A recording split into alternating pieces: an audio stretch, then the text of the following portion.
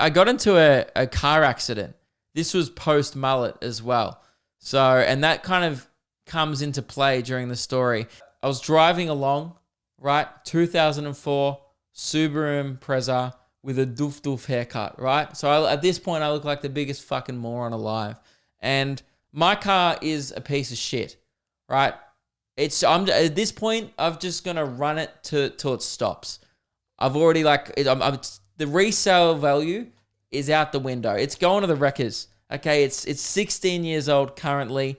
It was probably like 10 years old when I got it, maybe. So I have no respect for it.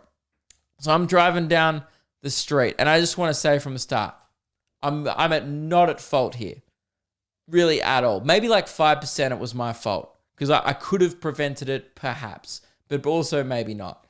So I'm driving down. It's like a 40k road in my local area. It's Eltham Shops for those who are in the area, right? And I'm parking. There's a post office, right? And I'm parking like just before the post office, right? Maybe pulling up 30, 40 meters before the post office to find a park. And I'm turning left. I'm on the left side of the road, and I'm also turning left into a car spot. So what do? You slow down, you indicate, and then you park. And that's it. There's no bike lane. There's nothing separating my side of the road with the left. So technically, I could do a head check. I don't have to in this situation, right? Because I'm turning left. There shouldn't be anyone on my left. There's no reason for anyone to be on my left at all. And then I start veering in. Lucky I'm going very slowly. I start veering in to go left. And then all of a sudden, this motorbike just tries to whip past me. There's only about a meter gap. Like, they shouldn't have been there, right? Just tries to whip past me. And the lady on the motorbike's foot clips my car or her bike. Not really sure which one. It makes a pretty loud bang, though, because either way, it's like a steel cap boot or the bike. I'm still not sure which hit my car. It all happened very quick. And then her bike, she just loses control. Because as soon as you clip the back wheel of a motorbike, boom, balance is gone, gravity kicks in and goes, oh, fuck you, right? So she starts doing that thing that like people do in movies when they lose control of a motorbike, their hands are still on it, but their feet just come off it. Like, she starts doing the splits on the bike, her feet are out, she's like, whoa. And I'm just like, I've stopped at this point. Lucky I was pretty much not even moving when she hit me because I was just about to turn. And then, she just goes for about 10, 15 minutes and then crashes into the back of a parked car that's sitting just outside the post office, right? And because she's driving like a Harley Davidson, it just crumples the back of the car. It absolutely destroys it. You know, like when you watch those metal pressing videos online and you just watch shit get absolutely squeezed? It was like this car boot just was not designed to take a fucking Harley Davidson to the ass. It was one of those things where I doubt the boot could be opened, crumpled the bike. I'm pretty sure her handlebars broke. So it was like a decent crash. Probably like the biggest crash I've ever seen in person. She wasn't going that fast though because it was in a 40 zone, so lucky. She was fine, right? I start freaking out because at this stage I'm like, oh my God. You know when you're in the moment, someone hits you and you just go, oh my God, was that my fault? Like I just started going, fuck, did I just kill someone? Like, oh my God. And then I start freaking out. I park. I do a dog shit park because I'm kind of freaking out. Then I run out and I'm like, are you okay? And I thought she was going to turn around and start yelling at me because I'm like, oh, maybe this is a bike lane or maybe I was supposed to look. Have I done something wrong? You know, I just assume in that situation, you know, I caught myself in a reflection when I ran out of the car and I was like, I look like someone who's done something wrong. You know, this is like a head that has a lot of traffic infringements, you know, to it. So I'm not confident at this point that I'm in the right. Then I start processing the situation. I was like, wait, I did nothing wrong. And she goes, oh my God, I'm so sorry. I was completely my fault. And I was like, you okay? Then there's people like ran out of the cafe. They're like, do you need some water? You know, everyone was freaking out. A lot of people crowding around. And she's like, I'm fine. Seriously. I think she was just more embarrassed, you know?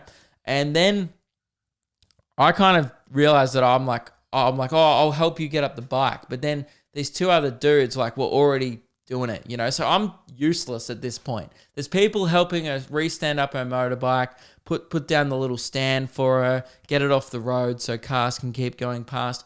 I'm just standing there being useless and apologizing for no reason, you know? So I'm definitely the beta of the situation. I've essentially caused the accident, even though she did. And now I look guilty because I'm apologizing for no reason, but I just didn't know how to handle this situation at all in the moment. I caved. I completely collapsed under the pressure and I'm not proud of it. But she keeps apologizing. She's like, oh my God, I'm so sorry. Then the best thing happens, right? So she's gone into the back of this car that's outside the post office. And then this bloke is clearly just ducked into the post office. He's in a 5-minute zone. Imagine coming out, like dropping off a letter and then coming out to a Harley Davidson just fucking through your boot. The guy, he's got headphones on, he's got his mask on, and he walks out, and I just see him look up, and he just goes, oh, fuck. And he was on the phone, he's like, I've got to go. And he just hangs up the phone, he's like, this is my car. And I'm trying not to laugh because I'm like, that sucks. That's so unlucky, but God, it was like in a movie. You just come out of a building and you're like, you know those like disaster movies where someone walks out of a building and then something goes and just lands on their car and flattens it? It was kind of like the real life equivalent of that. He was just like, oh, you're kidding me. You know, he was in disbelief. I'd be shitty if I'd parked somewhere for 5 minutes. I came out and there was a fucking Harley Davidson in the back of it. And then he looks at me and I'm going, oh, you're right. You know, like making sure this girl's okay. Because she definitely came off the bike at not a high speed, but still enough to crumple the back of a car. And he looks at me and goes, oh, like this fucking rat-looking mullet dog has ruined my car. And I'm just sitting there like going, I swear to God, it's not me. Then to make matters worse, so this guy's fuming because his car's fucked up. I'm still standing there being absolutely useless. And then I just hear, and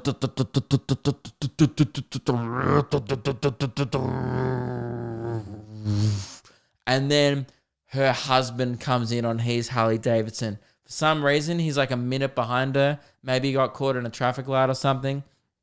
Back up the road.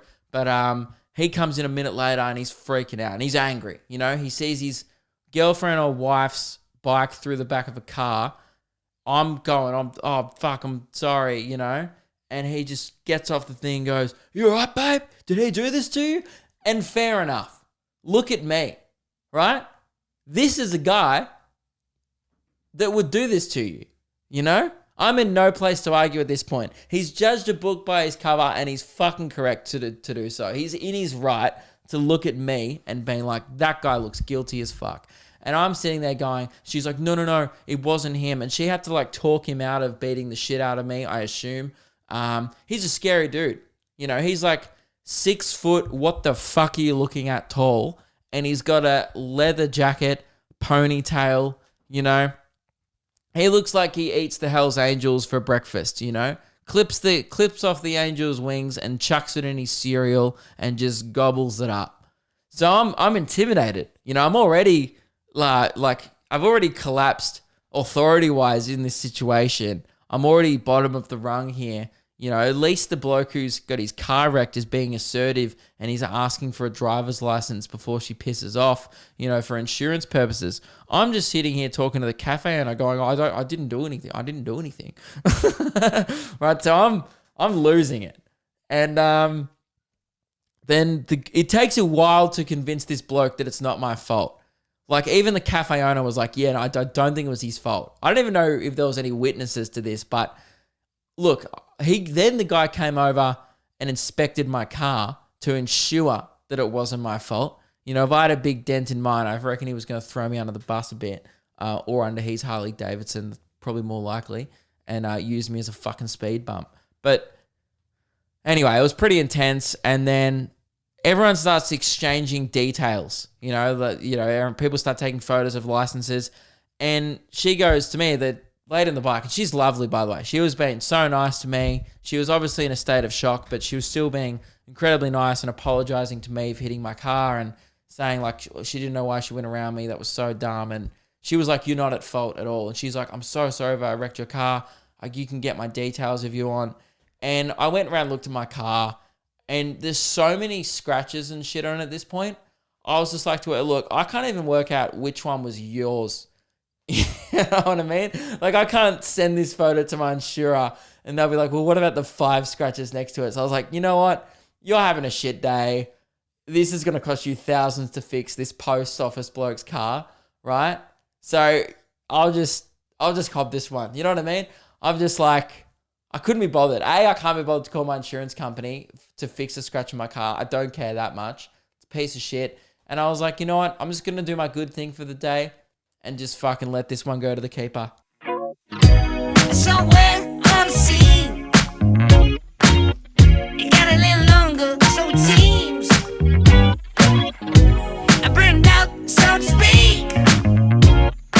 Now come a little closer.